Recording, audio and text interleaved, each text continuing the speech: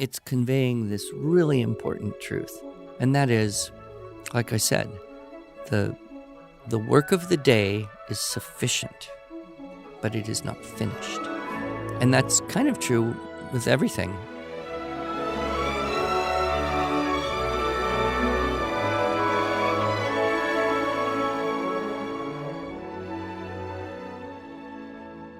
Hello, and welcome to the Arts of Language podcast with Andrew Pudewa, founder of the Institute for Excellence in Writing, or as many like to say, IEW. My name is Julie Walker, and I'm honored to serve Andrew and IEW as the Director of Marketing. Our goal is to equip teachers and teaching parents with methods and materials which will aid them in training their students to become confident and competent communicators and thinkers.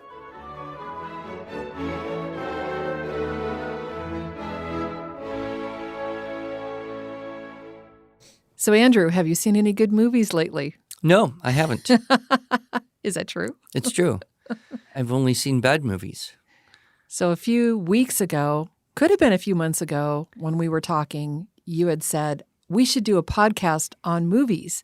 So today is that day. Is that day. Well, at least we could recommend a few good movies, since there don't seem to be many in theaters these days. Have you seen any good movies? Well, probably one that has risen to the top of my list, in the top 5, that's come out recently is The Greatest Showman. I loved that movie. I loved the story. I loved the nod to the history of P.T. Barnum. Mm-hmm. You know, not all of it was exactly true. No, about 98% of it was not true. No, I know. But I'm also a huge Hugh Jackman fan. Oh, yeah. So if he's singing and dancing, I'm watching it. I see. Well, I will confess that I have enjoyed watching the knockoffs from the song more than I enjoyed the movie itself. Mm-hmm. But that's the thing. Movies get into the culture of people, and songs become earworms, and then people get creative and make variations and play with stuff. So parodies on The Greatest Showman music. The best one I've seen is I Am Mom. Okay. And it's just this group of moms who do this music video. And of course, they're changing the words. Right, from This Is Me to... This is me to I Am Mom. But it is, it's hilarious and it's a tearjerker. I watched it and I was at a conference and they showed it during a break in between. And I started crying because I was thinking of my daughters who have children that look a little bit like those lives. Mm-hmm. So, yeah, that was a good one. Yep, busy time. Okay, so no movies that you've seen in the last couple of years. What about, you talked about the Charles Dickens movie. You liked that one. Yes, The Man Who Invented Christmas. Mm-hmm. At first I didn't know what that movie was, and I thought, well, that sounds a little arrogant. The Man Who Invented Christmas? Who would...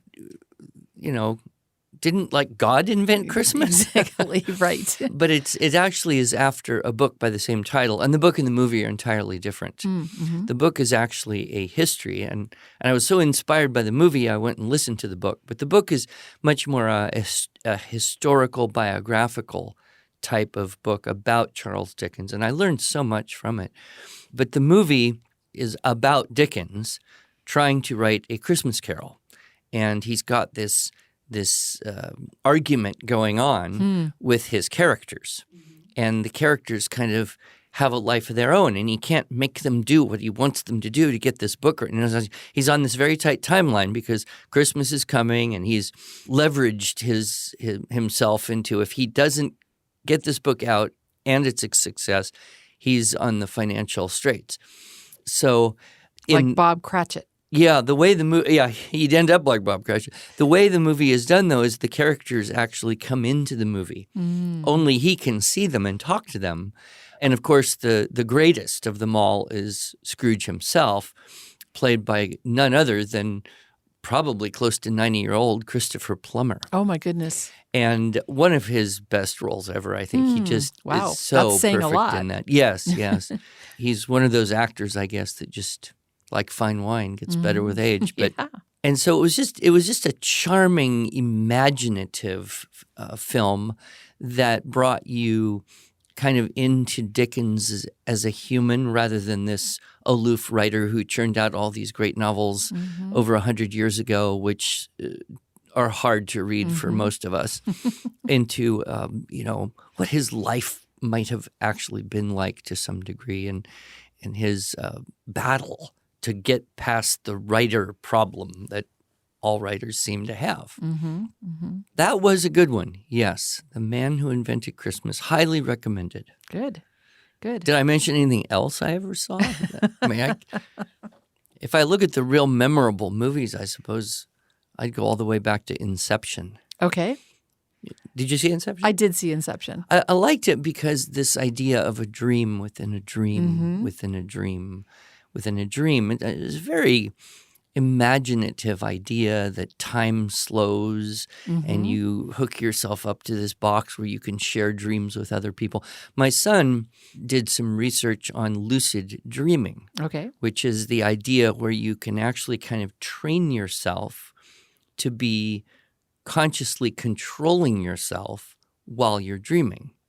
And there's books on this subject, and he did a bunch of research, and there's supposedly techniques you can use to help yourself with this idea. But he said that movie was based on this idea of lucid dreaming, where you can control things inside the dream.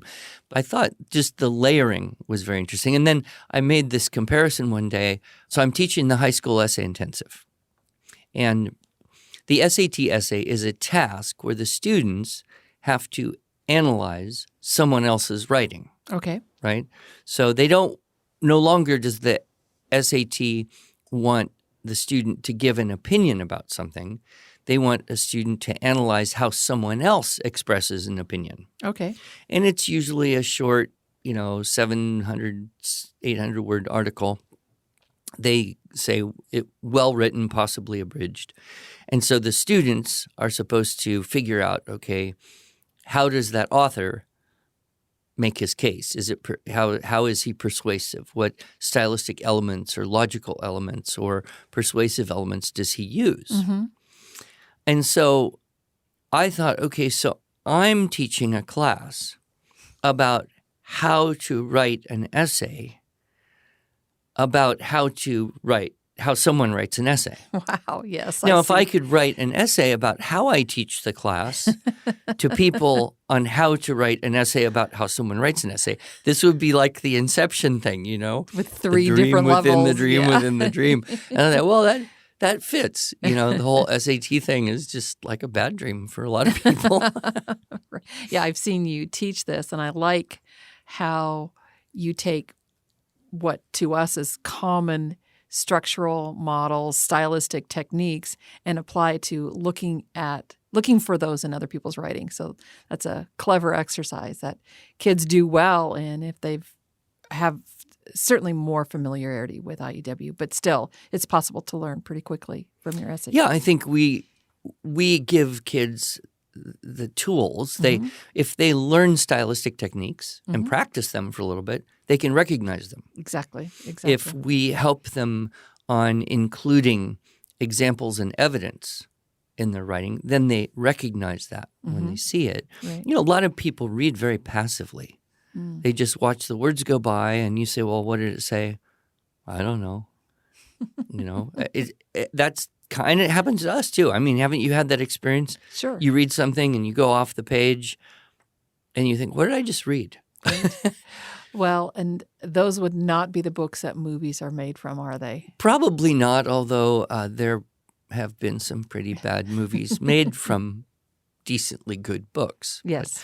But I did do this, though you've reminded me of the talk I did one time. I actually did it a few times, called Pedagogy Lessons from Cinema. Right, yes. Right? So I looked at different kind of teacher hero movies or movies that taught something about teaching.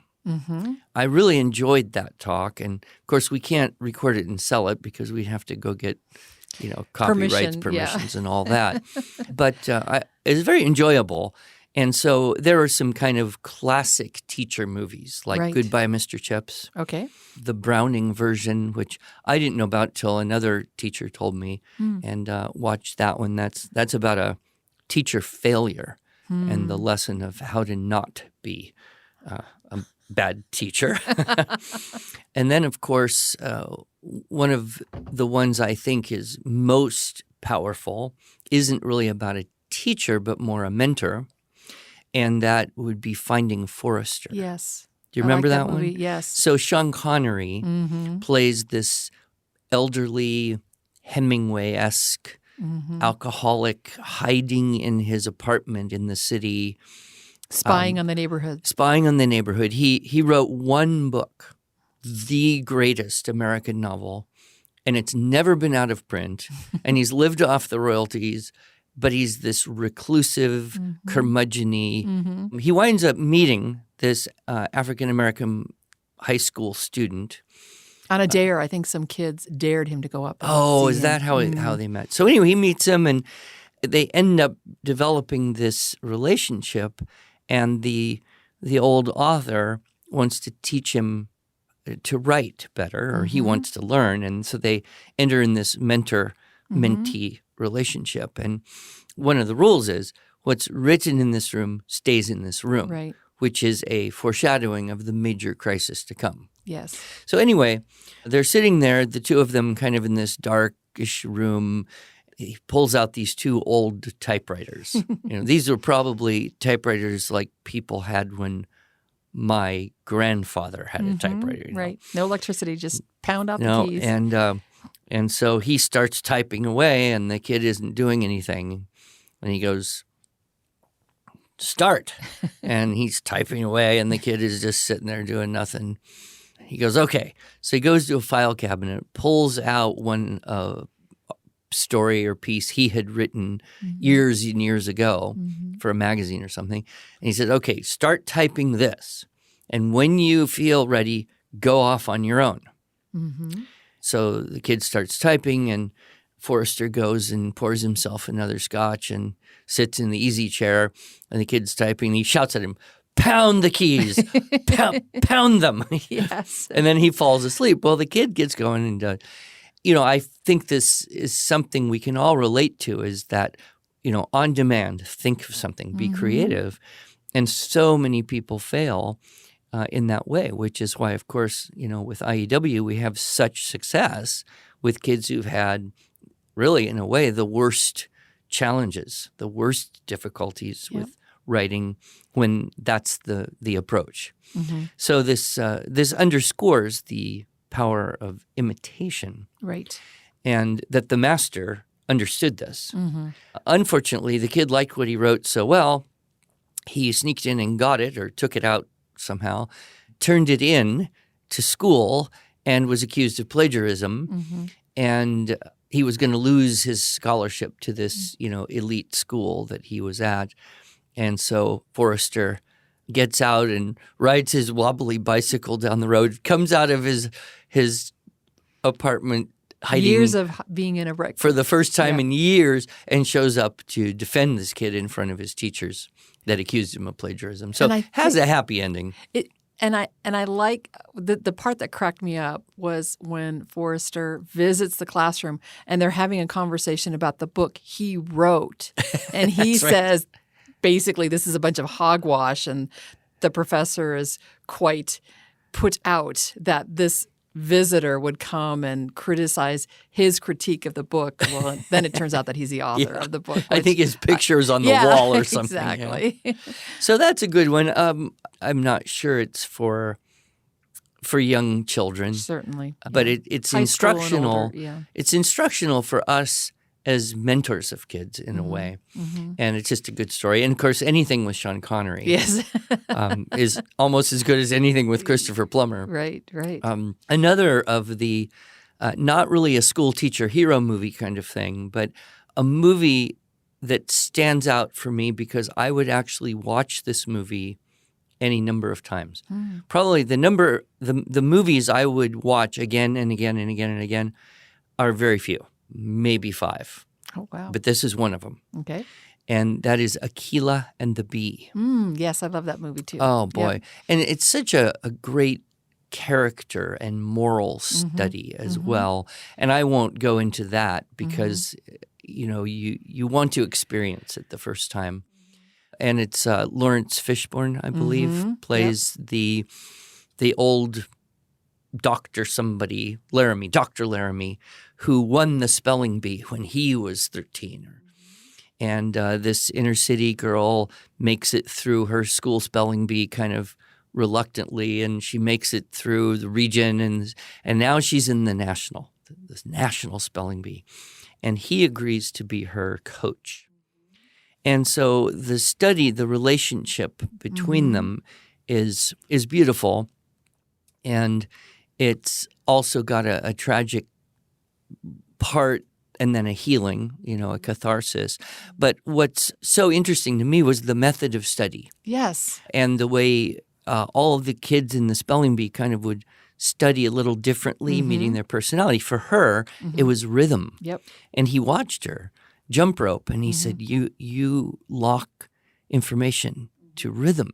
So tap when you spell. And so that observation was so interesting, that kinesthetic element that sometimes we, give lip service to, but it's vital in this one. And then, of course, my favorite part is when he teaches her the power of the word roots. Yes. Right? And he says if you study the roots, you can spell anything. Right. And so he piles up a bunch of dictionaries from different languages and said, here, study this. And just that whole little scene, the way it kind of opens the window on the power of the roots. There's another movie that is not nearly as engaging or dramatic, but it's related. It's pretty old, and it's called Spellbound. It is a documentary about the 1999 National Spelling Bee competition. 1999, Andrew, was not that long ago. I'm sorry. It is. Okay. You're right. It's almost 20 years ago. It is 20 years ago. It's almost a third of our lifetime. I know people who weren't even born in 1999. Okay, it is true. But nevertheless, I don't remember when I saw it, probably the early 2000s, somewhere in there. But it was this documentary on the spelling bee, and it followed the lives of several of the kids who made it to the finals from the beginning to the final round. What I can't figure out is how did they know who was going to make it to the final round? Oh, right. So how many kids did they actually, film right. to get 5 that were in the final and get the one who won? Right. How could they have projected that? But anyway, in that you also see this wide range of ways in which the kids study. Some of them do, better with visual drill, and some of them do better writing words, and some of them do better with auditory drill, and some of them, and then there's the personalities of the parents and all that. So the interesting side effect of us going to that movie, and we saw it one of these kind of, what do you call them, alternative theaters that show films that aren't going to make it into the big AMCs or like whatever. Indie film. Indie, yeah. So it's like an indie theater. And I took a few of the kids. And when we came home, the least likely of my children said, I want to learn to spell better. Oh, nice. So I thought, well, that's a nice yes. a nice effect. But those 2 spelling movies were really, I think, fascinating for me, and even a little bit of those have made their way into my talk, Spelling in the Brain. Well, and I have to ask you, Spellbound, that the time that you watched that was about the time that you created the Phonetic Zoo. Did one inform the other? No. It was probably 3 or 4 years after we got the first Phonetic Zoo going. Okay, so the Phonetic Zoo predated Spellbound yes. as far as when you developed it. Okay, that's yes. right. And I saw Aquila and the Bee and Spellbound probably within a 2 to 3 year period. But examples from those movies made it into my talk, which, of course, people can watch online at our website, Spelling in the Brain. I think it's a very interesting talk. I mean, actually, I think all my talks are interesting. Otherwise, I wouldn't do them. I think a lot of people would agree with you, Andrew. So that it was. And then probably one of the best scenes of any movie pertaining to teaching writing that I have seen. And there are many I haven't mentioned. There's, all those teacher hero movies. This is not a teacher hero movie. It's actually a fairly depressing movie wherein Brad Pitt dies. So, spoiler alert. Yeah, if you don't want to You're supposed to say that ahead of time. You don't want to see that happen, don't watch this movie. But it's A River Runs Through It. It's the biography, it's the autobiography of the American author, literary critic, and professor Norman Maclean. So the scene to watch, and really this 2 minutes of this movie makes buying the thing totally worthwhile. Okay. You can watch the 2 minutes and then, just stop, because the rest of it, it's like fly fishing, alcoholism. Like I said, people die. It's kind of depressing. But in the first kind of opening section, there's a very young Norman Maclean, probably 10 years old, I would guess, sitting at his desk writing something. And he brings it into his father, a very taciturn Presbyterian minister who is essentially homeschooling his two sons in the Montana wilderness around the turn of the century, the 1900th century. So he brings it into his father, and his father kind of reads it, marks a few things on it, slides it back across the table to his son and says, again, half as long. So the boy takes it and he goes back to his table and he rewrites it again, brings it in, slides it across the desk to his father. His father reads it, makes a few more marks on it, slides it back and says, again, shorter. So he kind of rolls his eyes, takes the paper, goes back and writes it again and brings it in, slides it across to his father. His father reads it, puts it down, slides it back across and says, good, now throw it away. Throw it away. So the boy grabs the paper, crumples it up, throws it in the trash can, grabs his fishing pole, runs out the front door. His mother shouts out the window, Norman, wait for your brother. And then they run off and fly fish, and then the rest of the movie is just not memorable to me at all. Okay. But this particular scene, because what is the father teaching this boy? Brevity. But beyond that, yes, the brevity, conciseness, all that from a writing idea, but from a growing idea, right? He's saying essentially, your progress today is sufficient, but you are not finished. Okay. Right? This is not worth keeping. This in and of itself has no objective value. So throw it away. Wow. And we'll do this again tomorrow. Okay. And the next day, and the next day, and the next day. And eventually he became a literary critic and a professor of English. And quite an author. He wrote a lot more than just his autobiography. Right. And so he was molding this young boy in this craft of writing, but he understood what many of us, I think, fail to understand, that it's really all about process. And I sometimes tell that story. I think I tell it in the However Imperfectly talk that is in the DVD in the back of the book. And oftentimes, homeschool moms in particular will kind of cringe when you say throw it away. Like, he rewrote it a third time. That's a borderline miracle in the life of a 10-year-old boy. Throw it away. Can't we just put it in a portfolio and prove that we did something today? That kind of thing. I find it's a beautiful message to the boy. It's a beautiful message to us. it looks a little painful, but it's conveying this really important truth. And that is, like I said, the work of the day is sufficient, but it is not finished. And that's kind of true with everything. I mean, isn't it? Yes.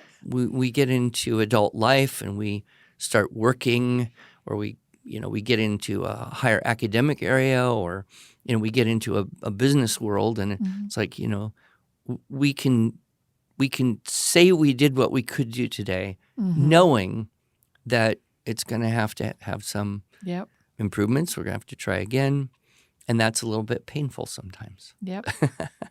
Well, I'm sorry to say, because I don't think we're quite done yet. I think we have a few more things to talk about, but our timekeeper has told us we need to wrap things up today. So let's call this one part 1. Okay. And then next week we can talk about probably a question that's on a lot of listeners' minds. What does Andrew Pudewa think about books versus movies? What do you think? Oh, I could get into trouble with that. Well, I look forward to hearing about it. Okay.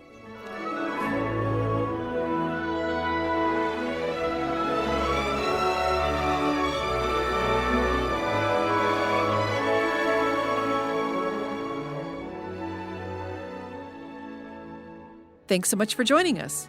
If you enjoyed this episode and want to hear more, you can subscribe to this podcast in iTunes, Google Play, or Stitcher, or just visit us each week at iew.com/podcasts. Until then, on behalf of Andrew Pudewa and the team at IEW, I thank you for the privilege of allowing us to partner with you on your journey toward better listening, speaking, reading, writing, and thinking.